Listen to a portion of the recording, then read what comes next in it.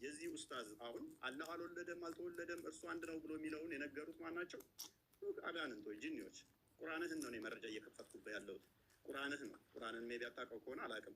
ሙሐመድ ያላህን ስም ሲጠራ አጋንንቶች ነበር የሚከመሩበት። አጋንንቶች ክምር ይሆኑበት ነበረ። ምን ይላል 18ኛው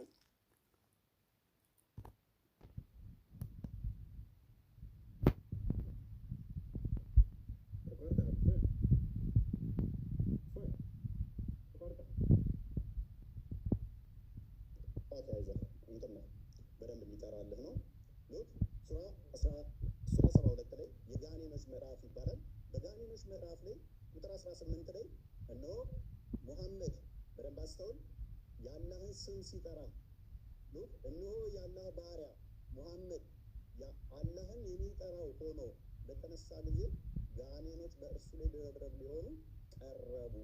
አጋንንት ነበር የሚከመሩበት ሙሐመድ የአላህን ስም ሲጠራ ማለት ነው። ይኸው ቁርአን ነው።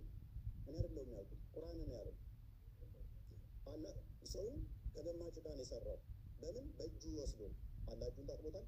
ሱናን አቢ ዳውድ 44 46 95 ላይ ታጥቧል። አላህ ይኸው በሁለት እጆች ለፈጠረ ከመስገድ ምን ከለከለ ይላል። እጁን ሳይታጠብ ነው ያለው ወይንስ ታጥቧል? አላህ ጭንቅላት ይኖረው አይኖረው አይታወቅም። የትኛው ነብይ ነው አምላኩ በጭቃ አብኩቶ ሰራኝ ጭንቅላት ይኑረው አይኑረው ግን አላውቅም ያለ ነብይ አለ? እጠይቅሃለሁ፣ አትሳቅና ተመለስ። ኡስታዝ ፊት ለፊቱን ያ ጎበዝ ሉክ እንደሱ ጎበዝ እንደሱ ስትሆን ያምርብሃል። አላህ 5 ጣቶች አሉት። እነኚህ ፓርቶች በፓርቶች የተገነባ ከሆነ እሱ ፍጡር ነው። 5 ጣቶች ስላሉ ይኸው 1 2 ብላችሁ መቁጠር ትችላላችሁ። ሳይ ሙስሊም 27 86 ኤሌ ታገኙታላችሁ። አላህ 5 ጣቶች አሉት። ይሄ 5 ጣቶች እጆች ያሉት ጠፍር አለው የለውም? ወንድማችን ኡስታዝ አለው የለውም? ጣቶቹስ ክፍል ናቸው ወይንስ ወጥ አንድ ናቸው? ክፍል ካላቸው ክፍሉ መሀሉ ቀዳዳው ፍጡር ነው ፈጣሪ ነው? በፓርቶች የተገነባ ከሆነ እሱ ፍጡር ነው፣ የፍጡር ባህሪ ስለሆነ ማለት ነው። ስለዚህ አላህ በምንም ተአምር ፈጣሪ ሊሆን አይችልም፣ ምክንያቱም የፍጡር ባህሪን ፕሮሰስ ስላደረገ። ሱራ 223 ላይ ሴቶቻችሁ ለእናንተ እርሻ ናቸውና በፈለጋችሁት ሁኔታ ድረሱ ይላል። ይሄ ቁርአን ክፍል ነው። አላህ ይህንን የቁርአን ክፍል ይቀራዋል አይደለ ወይንስ አይቀራውም? ማለቴ ቁርአን የአላህ ቃል ነው፣ ዘላለማዊ ቃሉ ነው፣ ፍጡር አይደለም ብላችሁ የምታምኑ ከሆነ ፍጥረት ከመፈጠሩ በፊት አላህ የአላህ ባህሪ ከሆነ ቁርአን ወይንም ደግሞ ፍጡር ካልሆነ ቁርአን ቃሉ እነሆ ሴቶቻችሁ ለእናንተ እርሻ ናቸውና በፈለጋችሁት ሁኔታ ድረሱ የሚለውን ይቀራል ወይንስ አይቀራም? የሚቀራ ከሆነ ፍጥረትን ሳይፈጥር አላህ ሴቶቻችሁ ለእናንተ እርሻ ናቸው ሲል ብቻውን ነው የሚለው። ምክንያቱም በድምፅ እንደሚናገር ስለምታምኑ እንደዛ መረጃው ስላለ። ኦኬ አላህ በምኑ ነው የሚስቀው? እንደሚስቅ ሀዲስ ላይ ስላለ ይኸው ሳሂህ ቡኻሪ ቮሊም 8 ላይ ኡስታዝ እንደዚህ ክፈትሽ መረጃ በኋላ በደንብ እንደዚህ ኦኬ በደንብ እንደዚህ በመክፈት እንድለምድ ማለት ነው። ለወደፊትም መረጃ እንደዚህ ነው። አየህ አላህ ይስቃል። ይኸው በምኑ ነው የሚስቀው? በእጁ በእግሩ በምኑ ነው የሚስቀው? ኦልራይት አላህና ደጃል በምንድን ነው የሚለያዩት? አላህ ከደጃል በምን ይለያያል? ኦኬ እንደዚህ ይላል እዚህ ጋር ይኸው መረጃው ኡስታዝ መረጃ ስጠይቅ ለወደፊትህ እያያስክ ሳሂህ ቡኻሪ ቮሊም 4 ላይ ነው። መክፈትን ልመድራስ The prophet mentioned Al-Masih al-Dajjal in front of the people saying Allah is not one-eyed while Al-Masih al-Dajjal is blind in the right eye. Look, Al-Masih Dajjal ወይንም ደግሞ የኢሳ ተቃራኒ ወይንም ደግሞ የኢሳ ባላንጣ የሆነው አልመሲህ ደጃል አንድ አይና ነው፣ አላህ ግን አንድ አይና አይደለም ይላል። አላህ ከደጃል ጋር ለምንድን ነው እሱ በአይን እንዲለይ ያደረገው? ማለት መሐመድ ሌላ መንገድ አጥቶ ነው ጌታችሁ አንድ አይና አይደለም ደጃል ግን አንድ አይና ነው ብሎ ለምን ኮምፔር ላደርጋቸው ፈለገ? አላህ እንደሚሮጥ ቡሃሪ ላይ ተመዝግቧል። ቡሃሪ 74:05 ላይ The prophet said, Allah says, I'm just as my slave thinks I am. If he comes to me walking, I go to him running. ቀጥታ እንደምትቀበሉ እናንተ ዋብያ እንደመሆንህ መጠን ሜቢ አላቅም ካልሆንክም ኤክስኪውዝ አደርጋለሁ። እንዴት ነው እሱ የሚሮጠው? በእጁ ነው የሚሮጠው? በጭንቅላቱ ነው የሚሮጠው? በምኑ ነው የሚሮጠው? መሮጥስ ማለት ምን ማለት ነው? የሚያስረሳ ማን ነው? ሴጣን ቢያስረሳ ከትውስታ በኋላ ከበደለኞች ህዝቦች ጋር አትቀመጥ ይላል። እዚህ ጋር ደግሞ ስንመጣ አንቀጽ ቦታ ብናስረሳ የሚበልጥ ነው ወይንም ቢጤዋን እናመጣለን ይላል። ቅድም ሴጣን ምናምን ብለሃል። ይኸው ቁርአንህ ላይ እኮ ነው ያለው። ቁርአንህ ነው ያለው። ገሃነም በምንድን ነው የምሞላው? ገሃነም ሰውና ፍጥረታት ይጥላል ወደ እንትን ውስጥ the people will be thrown into the hellfire and it will say are there any more to come? ሰዎች ወደ ገሃነም ውስጥ ይወረወራሉ። ምን ብላ ትጠይቃለች? የቀረ አለ እያለ ትጠይቃለች። till Allah puts his foot over it አላህ እግሩን እስኪጨምርባት ድረስ። የአላህ እግር ገሃነምን የሚሞላ ከሆነ ፕሌስና ስፔስ ኦኮፓይ የሚያደርግ ፊል ማድረግ የሚችል ከሆነ እሱ ፍጡር ነው ማለት ነው። ቦታና ስፔስ ይፈልጋልና ቦታ የሚይዝ ነገር ሁሉ የሆነ ቦታ ላይ ገብቶ የሚሞላ ከሆነ እሱ ፍጡር ነው እንጂ ፈጣሪ አይደለም። ፍጡር እንጂ የምታመልከው ፈጣሪ አይደለም ማለት ነው። የትኛው ነብይ ነው ገሃነም ፈጣሪያችን እግሩን ሲጨምርባት ከዛ በኋላ በቃ በቃ ትላለች ብሎ ያስተማረ አንድ ነብይ ታመጣለህ? በእስራኤሎች ልጆች ላይ በያዕቆብ ላይ አስማት የለም፣ በእስራኤል ላይ ሟርት የለም። በጊዜው ስለ ያዕቆብና ስለ እስራኤል እግዚአብሔር ምን አደረገ ይባላል ይላል። በያዕቆብ ላይ ሟርትና ሉክ አስማት የለም። ነብይህ ላይስ ሳያል ቡካሪ ቮሊም 4 ላይ ነብይህ ላይ ደግሞ ናሬትር አይሻ የነብይህ ትንሿ ምትትየዋ ልጅ ያገባችው በ6 ዓመቷ ያገባት አዳም እንዲህ ብላ ትተርካለች። ፕሊስ ሚዩት አድርጌዋለሁ። ጣልቃ አትግባ። ሚጢጥየዋ ምናምን የሚል ቃል ተው። እፎይ ትልቅ ነህ በቃ። ከዚህ በኋላ አረጀ በቃ ያለውን ነገር የተጻፈውን አንብብ። የተጻፈውን አይዞህ ሚጢጥየዋ ይዤዋለሁ። ትጠይቃለህ። ችግር የለውም። እሺ ታዳምጣለህ። በደንብ አዳምጣ። እየሰማህ ግን ጣልቃ ገባብኝስ? ቃልህን አስተካክል። እፎይ ሌላ አልተባልክም። ፖለቲካ አትስራ። በቃ ጣልቃ ገባብኝ። እንዴት እናድርገው? በኋላ ጣልቃ ትገባብኛለህ? አገባም ወይንም ይህንን ኮንፊርም አድርግልኛል። አልገባም። አብሽር። ግን ቃላቶችን አስተካክል ለተከታዮች ስትል ማለት ነው። ይኸውልህ እኔ ምንም ያጠፋሁት ነገር የለም። ስለዚህ ጣልቃ እየገባህ ግን አንተ እያስቸገርክ ነው አይደለም? ከየት ነው ያመጣኸው? ቆይ አዳምጥ። እሺ እኮ ጣልቃ አትግባ። አዳምጥ እኮ ተራዊን አይደለም ወይንስ እንዴት ነው? ዝም ብለህ መረባበሽ ነው የፈለከው? በቃ ይቅርታ። በቃ ቀጥል። እንዳትወጣ አደራህን። ግን እንዳትወጣ ቀጥል። ጎበዝ። ስለዚህ መረጃ ታመጣለህ ካሁን በኋላ ስታወራ። ግን ጣልቃ አትግባብኝ በተቻለ መጠን። ወደፊቱ ይህንን ልመድ። እሺ ይህንን ትለምዳለህ። ይቅርታ በልሽ። ያው ጣልቃ አልገባም በል። ጣልቃ አልገባም በል። እስኪ ጣልቃ አልገባም በል። በጣም ይወርድ። ጣልቃ አልገባም በል። ቀጥል። ጣልቃ አልገባም በል። ጣልቃ አልገባም በል ብትል ወላሂ ለዚህ አለቅም። ዛሬ ወዴት አትሄድም። እጅ ገብተሃል ዛሬ በ4 ዓመት ማለት። አሁን ቀጥል። ዝም ብለህ ቀጥል እኮ። ጣልቃ አልገባም በላ። ኦኬ ጣልቃ ከገባ ግን እየረበሽክ ስለሆነ ወደኋላ እንመልሰው ሰዓቱን አለ። ልታፈገፍግ ነው አይደል? ወላሂ አለቅም ዛሬ ወረበል የምናፈግ ነው የምታወራው። ሚዩት ላድርግልህ። ኦኬ ሚዩት አድርገሽ ጎበዝ።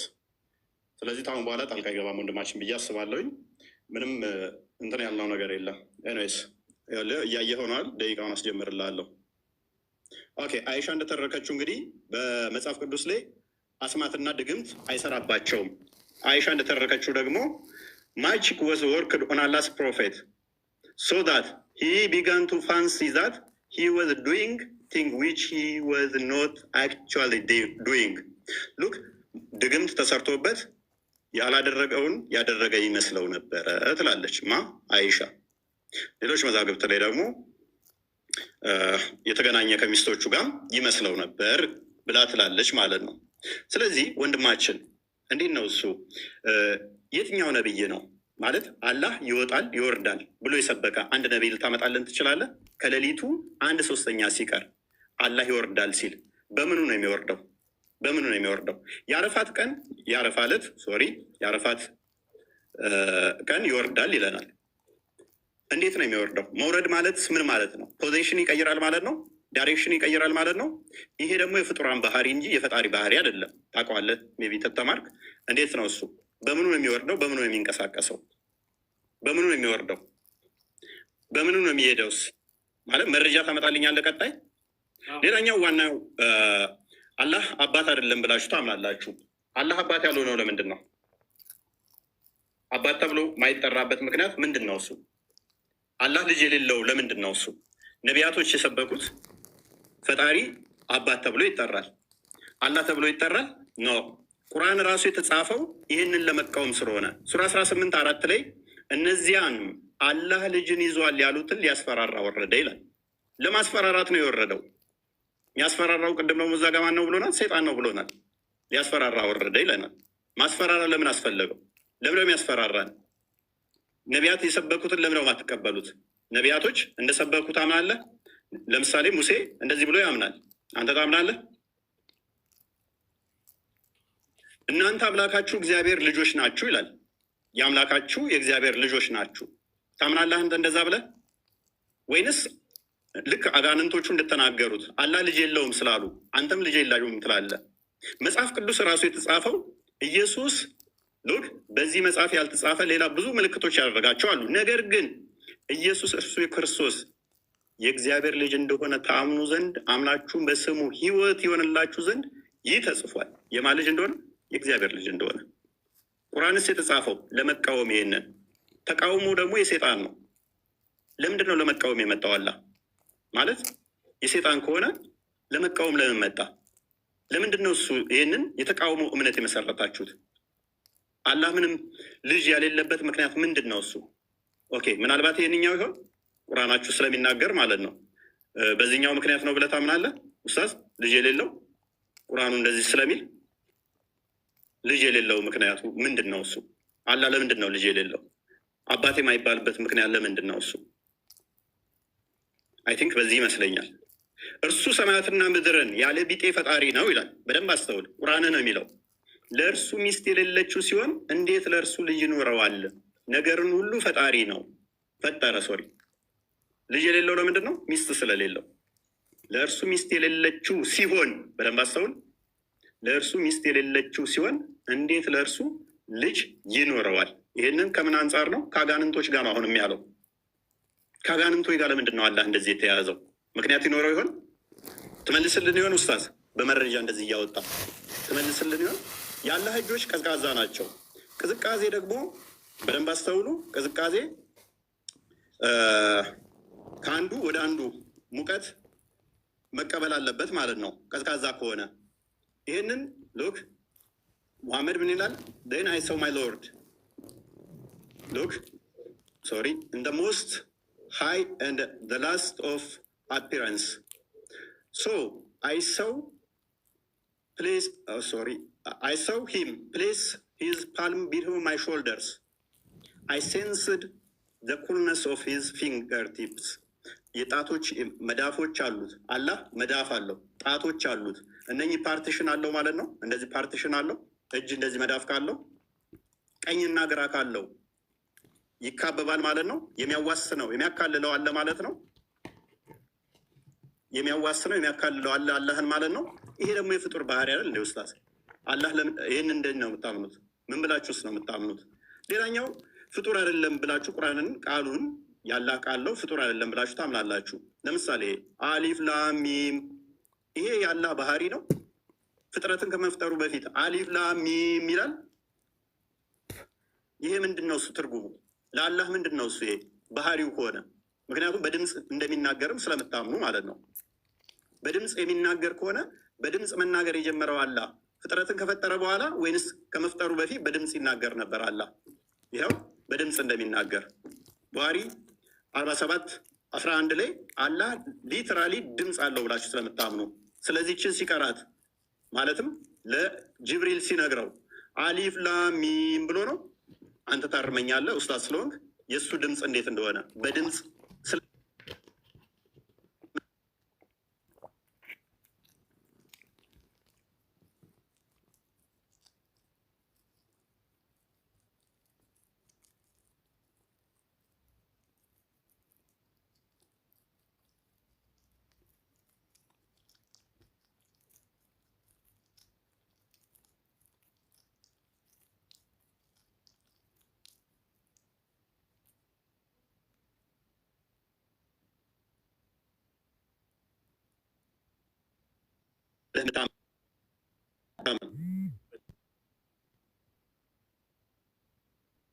ቅርቢቱ ሰማይ ብቻ ሳይሆን በደመና እንደሚመጣ ታምናላችሁ። በደመና የሚመጣ ከሆነ መቼ? በቂያማ ቀን ከመላእክቱ ጋር በደመና ጥላ ውስጥ ሆኖ ይመጣል። ስለዚህ ፍጡር ውስጥ ይገባል ማለት ነው። አላህ ሁለት ቀኝ እጆች ካሉት አላህ ፊትና ኋላ ካለው ደመና ውስጥ የሚገባ ከሆነ ፍጥረት ያካብበዋል፣ ያካልለዋል፣ ያዋስነዋል ማለት ነው። እሱ የፍጡር ባህሪ ነው፣ ፈጣሪ ሳይሆን ፍጥረት ፍጡር ይሆናል ማለት ነው።